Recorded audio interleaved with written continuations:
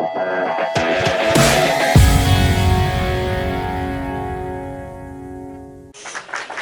tuh. Kaget.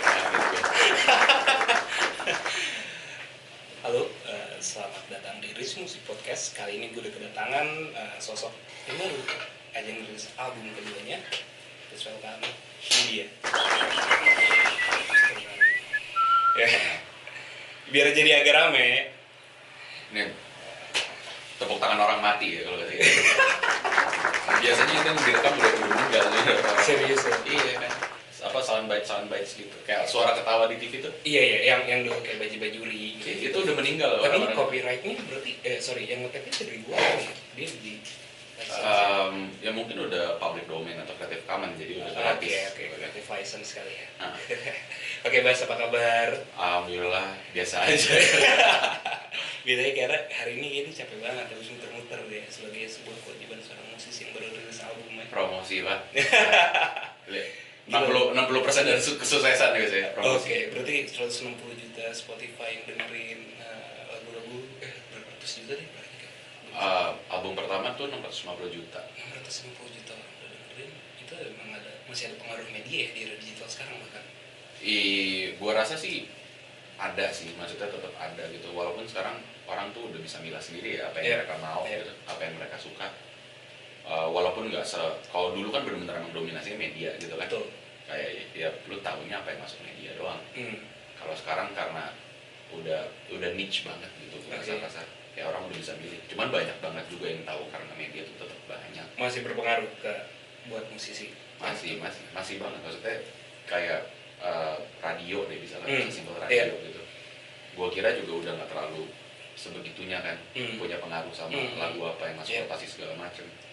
Dan gua kira terus ternyata kayak ternyata di luar Jakarta masih banget, dan ternyata kayak bahkan di Jakarta juga masih banget gitu. Maksudnya kebetulan lingkungan kita nggak kayak gitu aja, cuman banyak orang lain di luar sana. Jadi mungkin kita kayak bias gitu ya, karena lo udah Spotify di mobil ketika macet gitu, tapi orang lain mungkin nggak kayak gitu. Karena kan kita selalu terbiasa menilai dunia dengan kepribadian atau kayak dengan kebiasaan kita kan. Sebenarnya kebiasaan itu kan belum tentu dilakukan sama orang lain.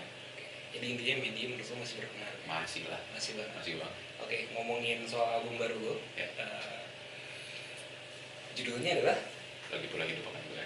Oke, kalau kita berandai-andai, dia adalah sosok makhluk hidup, manusia.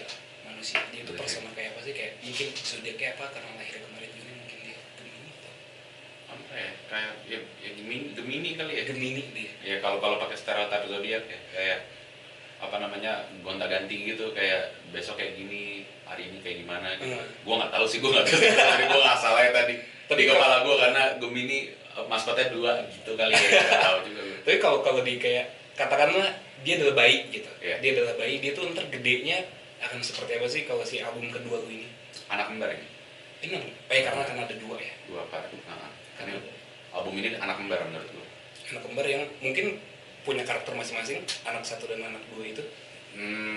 Gue rasa iya sih. Maksudnya ada kesamaan tapi si Yang bagian pertama dulu. Bagian pertama tuh lebih sendu aja sih gue ngeliatnya. Lebih pesimis gitu melihat semuanya. Oke. Anak yang kedua ya kebalikannya gitu, dengan apa yang dikasih ke dia tetap masih punya kayak optimisme gitu dalam melihat suatu hal. Oke. Gue sempat browsing juga sebelum dalam proses pengerjaan ini, kayak gue hampir 2 tahun buat ngerjain ini. Iya, 2 tahun. Itu gue nggak tahu ya. Ya gue bilang mungkin cukup makan waktu ya. Buat gue nggak tahu buat lo, makanya gue pengen nanya 2 tahun itu lo ngapain aja sampai akhirnya baru kemarin awal Juni ya. Awal Juli. Awal Juli itu gimana selama 2 tahun itu ngapain aja lo Mas? Dia nulis sih, maksudnya kena pandemi juga kan kayak semua orang. Cuman nggak tahu, menurut gue sih 2 tahun tuh normal gitu. Itu kayak 2-3 tahun tuh time frame yang normal dari satu album ke album lain. Setidaknya buat gue gitu. Idola-idola gue di luar sana sih jaraknya antara album biasanya 3 tahun, 2 tahun, 4 tahun gitu. Jadi buat gue normal. Buat lo normal. Dan kayak gue rasa menarik dengan bayangan kan 2019 ya. Lagi Pula Hidup Akan Gue kan 2023 gitu. More or less 3 tahun lah. 3 tahun.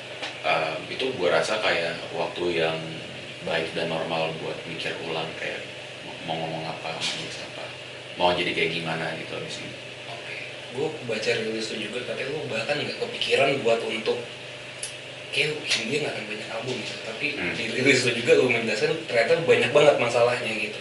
Dan apakah Hindia akan terus ada kalau ada masalah, dan kalau nggak ada masalah Hindia akan rilis karya lagi begitu? Bahkan di album pertama gue bilang gitu kalau bisa ini salah satunya album Hindia. Karena buat gue Hindia tuh karir gue tuh di musik bukan di Hindia gitu loh. Pertama kali gue ngeluarin Hindia album pertama juga sebenarnya buat emotional release gitu buat gue pribadi. Di saat ternyata kayak dalam proses gue berkembang dan tumbuh besar, gue masih merasakan hal-hal yang tidak mengenakan gitu ya. Ada yang belum kelar lah dengan diri gue. Akhirnya gue punya dorongan buat nulis lagi gitu di album kedua. Semoga abis ini nggak perlu ada album ketiga.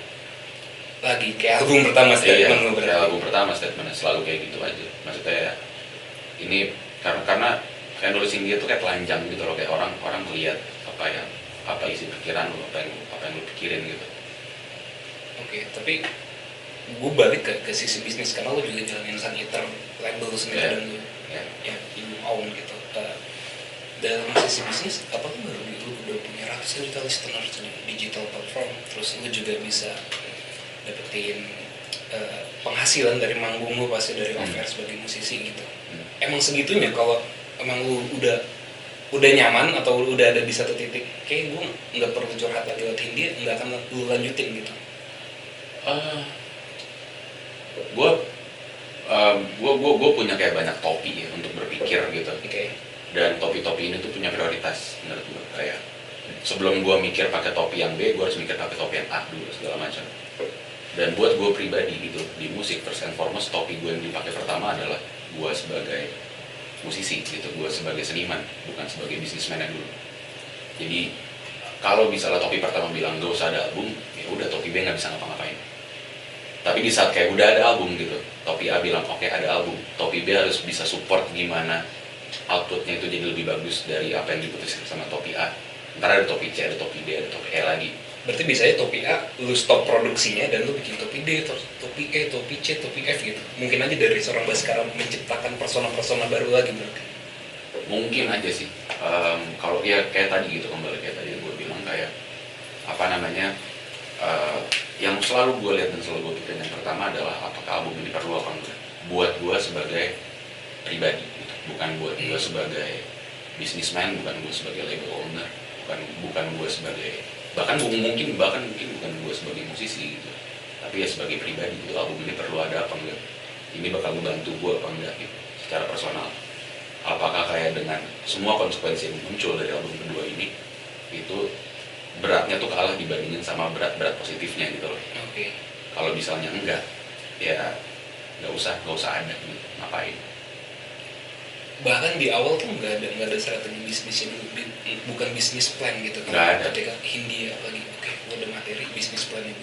Nggak ada. Dari Hindia dari album pertama tuh nggak ada bisnis plan sama sekali.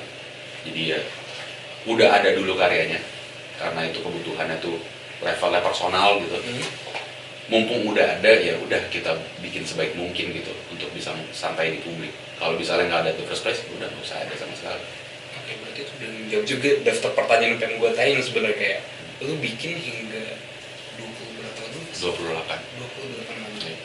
Gue juga ngeband tapi nggak gue seriusin karena gue ngantor gitu ya. Dan gue mikir kayak di era sekarang dimana, ini gue asumsi gue ya, ntar gue pengen tanya pendapat lu juga, ngeluarin satu single aja terus ngeliat gimana single itu bergerak gitu sebagai bisnis gitu, sebagai role bisnis. Terus single kedua, single ketiga gitu. Sedangkan lu sudah 28 lagu gitu. Yeah. Dari sisi bisnis, gue ngeliatnya itu lu kayak pemborosan, kayak orang mau dagang tapi lu udah nyiapin bahannya dulu. Walaupun mungkin brand toko lu udah gede gitu ya, yeah. Tapi lu nyiapin stok banyak banget gitu dan lu nggak irit-irit lagu lu gitu. Kayak Ahmad Dhani misalnya sekarang, gue udah nggak mau bikin lagu baru lagi gitu. Dan terakhir mungkin kayak pendapat lu gimana? Mungkin kembali ke jawaban gue tadi ya, karena gue nggak nge-treat lagu gue nih, anak gue sebagai dagangan sama sekali. Sama sekali. Dari semua proyek yang lo jalanin, dari semua proyek yang gue jalanin, gue nggak tahu, maksudnya gue nggak bisa speak on behalf of Fish atau Lomba Sihir as a person karena ada kepala-kepala lain di situ kan. Gue punya pandangan pribadi tapi belum tentu sama pandangannya sama yang lain gitu. Tapi ada pandangan konsensus lah bahasanya yang tengah-tengah. Cuman kalau buat gue pribadi di India, gue nggak pernah lihat anak-anak gue karena gue ngeliat album-album gue tuh anak gue. Ini sebagai dagangan gitu. Dia emang anak gue, harus gue besarkan sebagaimana sedemikian rupa kayak apa alasannya dia lahir atau diciptain. Dan yang buat gue 28 lagu ini tuh satu cerita. Jadi ya apa namanya, gue nggak mikirin angka atau jumlah lagunya itu first place gitu. Dia untuk jadi manusia yang utuh, untuk jadi anak yang utuh, untuk jadi dua anak yang utuh karena dia anak muda. Jadi kembar Gemini nih. Perlu 14 gitu. Nggak bisa dikurangin, nggak bisa dilebihin menurut gue. Dan ya apa namanya, di saat gue udah ada di apa namanya ada di titik berpikir seperti itu, ya gue nggak terlalu mikirin kayak aduh ntar boros ya. Karena sebenarnya benar juga, maksudnya secara marketing gitu. Kalau pakai topi bisnis ya, topi bisnis. Banyak banget item-item marketing atau promosi yang sebenarnya biayanya tuh sama, satu album sama satu single tuh biayanya sama. That's my point. Iya. Media visit biayanya sama gitu. Uang logistiknya segala macam sama. Mungkin yang beda kalau misalnya semua lagu-lagunya di-treat jadi satu video klip lebih mahal album, bahkan lebih mahal album kan. Jauh pasti. Tapi ujung-ujungnya berpengaruh apa enggak ke mana listener sama-sama aja gitu misalnya di arah stream kan. Ya, jadi emang sebenarnya kalau dari sudut pandang topi bisnisnya ya lu kayak ngeluarin semua amunisi lu di depan gitu, nggak dipilih-pilih sama sekali. Cuman gue di sini mau cerita bukan mau jualan, jadi itu udah semua poin-poin minus dari itu udah patah dari topi A yang pertama itu. Ini cerita, ini anak gue. Berarti tim lu di luar, di manajemen, di saniter gitu ya, nggak bisa nge-fight lu buat ayolah bos jangan kayak gitu banget gitu. Lu mendengarkan saran-saran juga nih kalau kayak gitu kayak. Gue sih punya kesepakatan ya dengan beliau-beliau gitu, teman-teman gue yang kayak gue akan dengerin dulu di banyak banget bidang, tapi percaya sama gue urusan kreatif gitu. Oke. Jadi kayak ini kamar gue, jangan lu gangguin.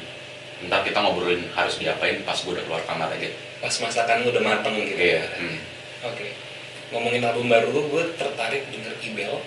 Salah satu track yang berjudul Ibel dan pas gue lihat di rilis lo dibahas juga ternyata untuk mencukur keluarga. Kayak dengan kita melihatnya kayak suara ambulans gitu. Gue langsung kayak lo lagi di kamar terus dengan suara ambulans ternyata itu Ibel yang dijemput ambulans itu. Dan gue pengen tahu aja sih, gue jadi kepo Ibel itu nama sebenarnya dan seperti apa sih Ibel di hidup lu dan keluarga lu, karena di rilisnya bagus untuk mencukur keluarga gitu. Yang paling dekat sama dia itu tentunya nyokap gua dan apa namanya. Berarti itu nama asli ya, sorry. Nama asli. Ya setidaknya panggilan dia manggil dia Ibel. Oke. Yang paling dekat sama beliau gitu ya di keluarga gua tentunya nyokap gua dan kakak gua paling tua yang cewek gitu yang paling sering menggunakan jasa beliau. Jasa almarhum. Jadi dari sebelum pandemi itu udah jadi langganan, tapi masih suka kayak datang ke salon tempat di mana Ibel kerja gitu. Pas pandemi nggak bisa keluar, Ibel yang datang ke rumah. Dan di momen itu jadi yang kayak gue udah tahu gitu, yang lain-lain yang nggak langganan sama dia, gue udah tahu Ibel siapa. Cuman baru menggunakan jasa Ibel rame-rame sekeluarga tuh pas pandemi. Pas pandemi kemarin. Ya orang kan menyenangkan sih maksud gue, yang kayak apa namanya, as you would expect, yang ada di kepala lu mendengar kayak ada barber gitu, orang salon namanya Ibel, langganan keluarga, lu bisa ngebayangin personality kayak gimana. Most of the time menurut gue yang ada di kepala lu bener orangnya kayak gitu, ceria, bubbly gitu ya. Ya gue sedih banget pas suatu hari kayak dapat kabar pertama kali itu yang kayak Ibel lagi kritis gitu. Jadi COVID ya? Suspek. Eranya Delta gitu. Jadi apa namanya, infonya tuh udah sampai ke keluarga di saat dia udah kritis gitu, dan keluarga tuh sempat bantu, sempat nyari ambulans, nyari ventilator. Kami nggak dapat sama sekali, susah banget di momen itu, susah banget nyari ambulans buat bawa ke rumah sakit, susah nyari ventilator buat dikirim doang gitu ke kos-kosannya dia juga susah. Dia tinggal sendiri berarti ya? Di kos-kosan. Mm-hmm.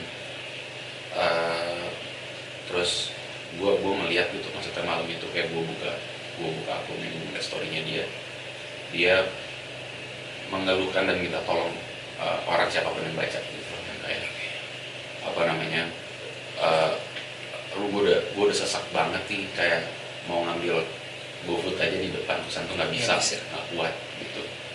Terus yang kayak ya call for help lah pokoknya, storynya dia yang terakhir yang kayak minta tolong siapapun, kosan gue alamatnya di sini, kamar gue di sini gitu. Itu story terakhirnya dia nggak ada datang, dan keluarga gue juga nggak bisa datang gitu, nggak mungkin dalam keadaan itu, dan kita udah nyari atau 16 nggak dapat sama sekali. Kayak sedih banget kalau lo pikir-pikir, pandemi itu kemarin tuh kita bisa bilang semua orang kena pandemi, tapi banyak sekali orang-orang yang menurut gue kenanya dalam taraf yang jauh lebih nggak fair dibandingin kita gitu. Dia perantau, dia nggak sama keluarga, dia nggak ada siapa-siapa yang nolongin dia, dan dia bukan orang besar gitu yang bakal berlomba-lomba semuanya buat nyelamatin dia di momen itu gitu. Dia orang biasa, dia everyday person kayak kebanyakan orang. Mungkin kalau misalnya kayak gue yang ngelakuin hal apa yang dia lakuin gitu, bakal banyak banget yang nggak respect ke gue, tapi enggak gitu, dia tuh enggak kayak dan gue apa namanya, waktu itu gue sekali gitu kayak lumayan terpukul sama kepergian beliau ya.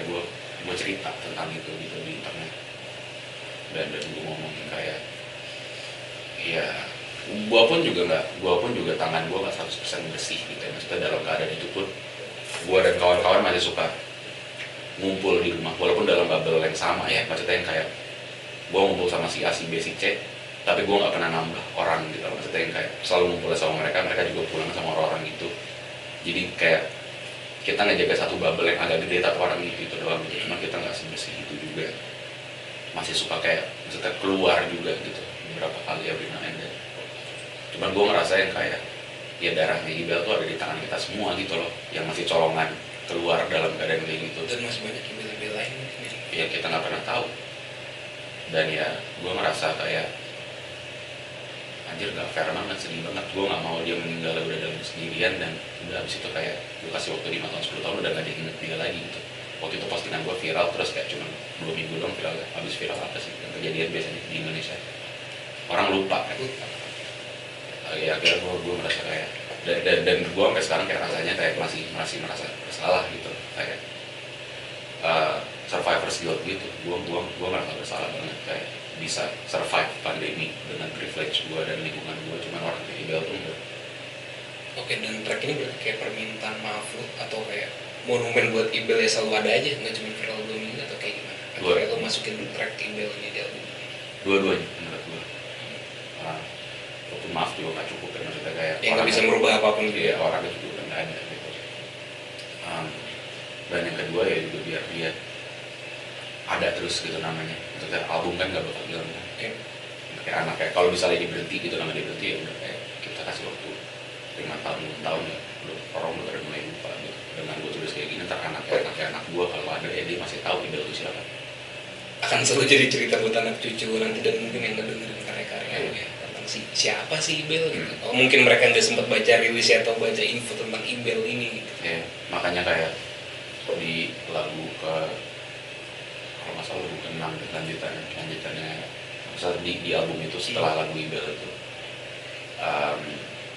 lihat judulnya itu siapa yang akan datang ke pemakaman nanti, yang kayak ya lo bisa gede sekarang segala macam gitu, punya perpres bla bla bla bla, cuman bakal ada ingat lo masukin ke lagu nggak? Kayak ya itu ya hal kecil yang pengen gue lakuin buat almarhum nanti. Oke, bahas lagu lain ini mungkin murung banget ya sih anak pertama ini. Setelah gue inget-inget lagi lu cerita track lu. Oke, gue mundur, gue dengerin ke track pertama Janji Palsu. Track kedua. Sorry. Oh iya, karena tuh intro. Yang kata Baga nggak nyanyi-nyanyi ya. Iya, nyanyi. Gue dengerin dia nih ide kayak nyanyi. Iya, viola. Bener juga sih. Oke, track kedua sih Janji Palsu yang suksesannya titipan. Baik, lirik pertamanya ya suksesnya dipinjamkan. Suksesnya dipinjamkan. Nah, lu suksesnya dipinjamkan gue nggak tahu, gue langsung ngerasa lu Hindia tuh kayak jurnal pribadi lu gitu, dan lu bikin juga bilang kayak gitu. Lu ngerasa sempet banget ngerasa sukses terus tiba-tiba hilang, atau seperti apa sih sebenarnya definisi dari sukses yang menjamkan itu? Atau lu pernah merasa, nggak tahu ya, gue coba apa ya, mendefinisikan dari lirik pertama itu kayak, atau mungkin lu pernah ngerasa gue dulu sempat star syndrome kah, atau semacamnya, gimana Bas? Ya gue udah pernah ngerasain diserang, gue udah pernah ngerasain nyerang, gue udah pernah ngerasain berantem gue menang, gue pernah ngerasain berantem gue kalah gitu. Maksudnya debat ya, di publik gue pernah ngerasain berantem dan gak ada yang menang, gak ada yang kalah. Buat gue ya kesuksesan tuh rapuh sih, maksudnya kapan aja tuh bisa diambil dari dulu gitu loh. Kalau misalnya kayak hari ini gue di cancel, besok hilang semua rencana gue. Cancel culture kan gila banget sekarang, kuat banget gitu. Dan ya gue rasa ini cuma titipan aja gitu sebenarnya, yang kayak kesuksesan tuh cuma dikasih ke lu buat ngetes kayak sebetapa kuatnya lu melawan semua hal buruk yang datang ke lu gitu loh, setelah lu dapat titik itu atau kesuksesan itu. Dan ya buat gue, kecuali lu anak dari orang kaya lama banget gitu, nepo baby yang gila-gilaan segala macam, lu nggak bakal bisa selamat dari tipping toe itu sih, kayak real kayak ya buat gue vikal banget aja, kayak adegan Thanos megang pisau di jarinya dia dan ya harus imbang gitu, gampang banget jatuh ke kiri atau ke kanan gitu. Dan ya gue melihat karir gue dan semua yang gue capai di hidup ini sampai saat ini kayak gitu, maksudnya gue harus sangat-sangat bijak menyikapinya gitu. Atau lebih berhati-hati dalam kata lain. Ya itu juga. Kadang-kadang kalau ngomongin kata hati-hati itu, atau ya kata sifat hati-hati itu tergantung konteksnya apa gitu. Maksudnya ada hal yang memang kita harus hati-hati, ada hal yang sebenarnya diterabas tuh apa buat gue. Dan ya itu tadi sih menurut gue, kayak lu bisa ngebedain kayak kapan lu terlalu takut sama melakukan sesuatu, sama kapan lu terlalu berani melakukan sesuatu. Tuh perlu kebijaksanaan itu, kayak bahwa ya sukses itu cuma dipilih bener. Oke. Ketika lu merasa sukses, balik lagi ya ke lu pernah nggak sih sadar apa gue lagi star syndrome, atau gue lagi ngerasa lagi kuat-kuatnya karena lu pernah merasa menang gitu. Dan itu jadi sebuah pembuktian diri kalau ya gue Baskara gitu, gue udah bisa bikin face, gue bikin Hindia. Dan ketika misalnya lu diserang gitu, katakanlah ada tweet war random, lu nobody man, lu pernah di titik ngerasa lagi sombong-sombongnya nggak sih? Gue rasa orang yang lagi star syndrome nggak bakal sadar kalau dia lagi star syndrome tuh. Oke. Di titik hari ini, lu pernah ngerasa Gue ngelihat gue yang dulu, gue merasa gue sangat tidak bijak menyikapi orang lain. Kayak terlalu sumbu pendek, terlalu gampang beropini, tapi nggak dipikirin implikasinya apa segala macam. Banyak opini-opini gue yang jadi debat orang kan di internet kan sampai detik ini.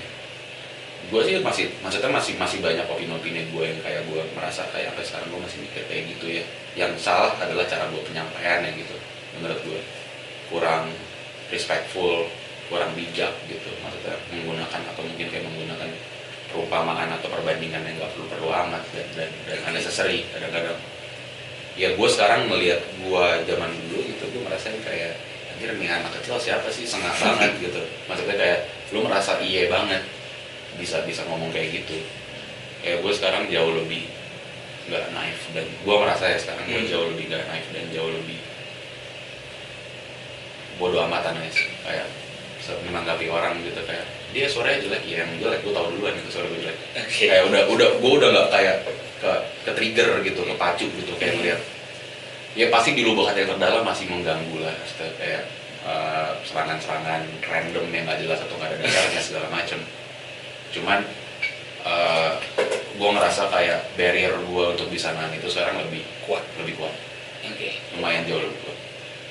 Nah, ketika lo ini posisi sekarang nih, lo pernah punya pengalaman nggak sih, entah itu di backstage atau lagi visit apa, lo ngeliat musisi Indo, ya pasti nggak usah disebut, terus kayak, nah ini kayak gue waktu dulu nih lagi ngerasain star syndrome lagi sengahnya nih bocah gitu.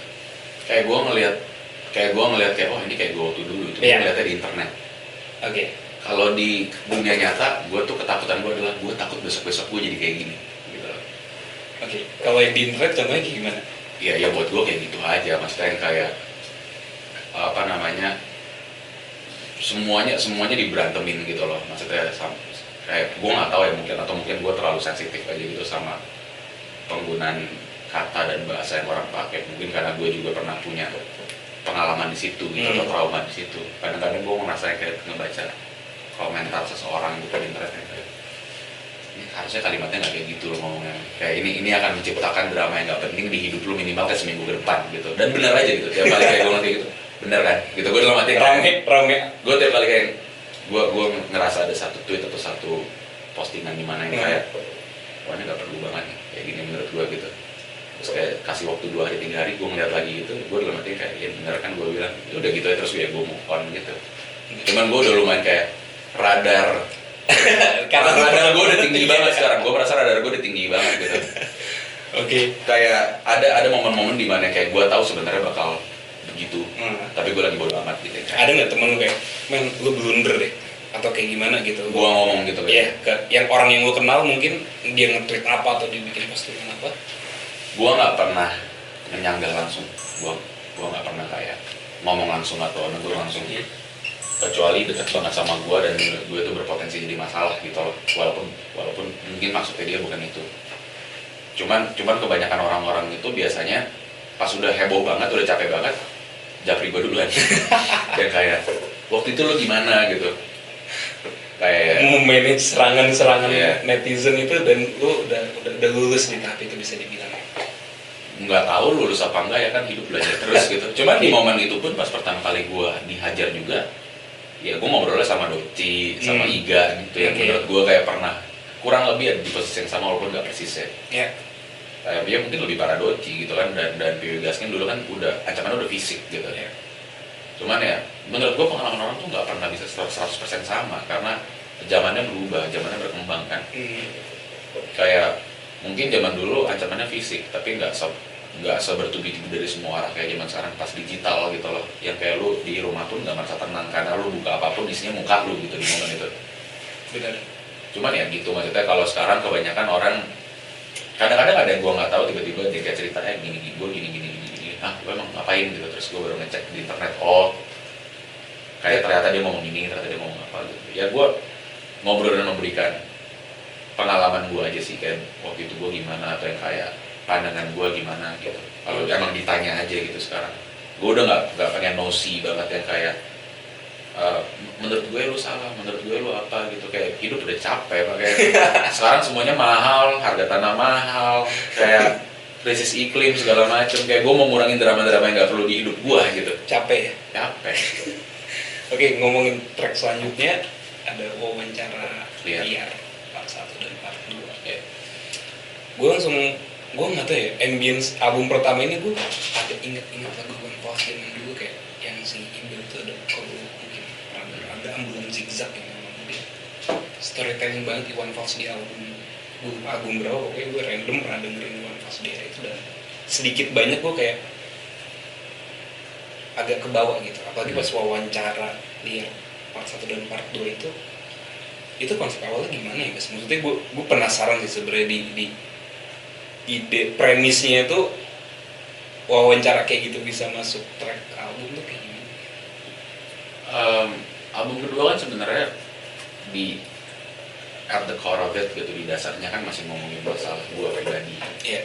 Cuman di album ini satu hal yang gue sadari adalah ada banyak banget hal-hal yang nggak pernah bisa gue sentuh dan nggak pernah bisa gue ganti gitu. Gue nggak punya kontrol sama sekali sama hal tersebut, tapi sangat mempengaruhi diri gue secara pribadi, dan gue yakin juga sebenarnya mempengaruhi banyak orang secara pribadi.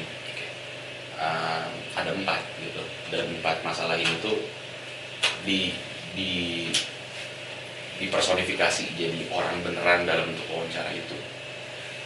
Jadi kayak dia tuh overview dari albumnya gitu, kayak masalah-masalah yang diomongin atau bidang-bidang dari masalah yang diomongin di wawancara liar ini tuh, itu yang ngebikin masalah pribadi gue makin parah sekarang. Makanya album covernya malah ada 4. Simbolnya juga simbol album yang ini juga malaikat 4 terbang gitu. Ya kayak apa namanya, kalau di Alkitab ada Four Horsemen of the Apocalypse kan.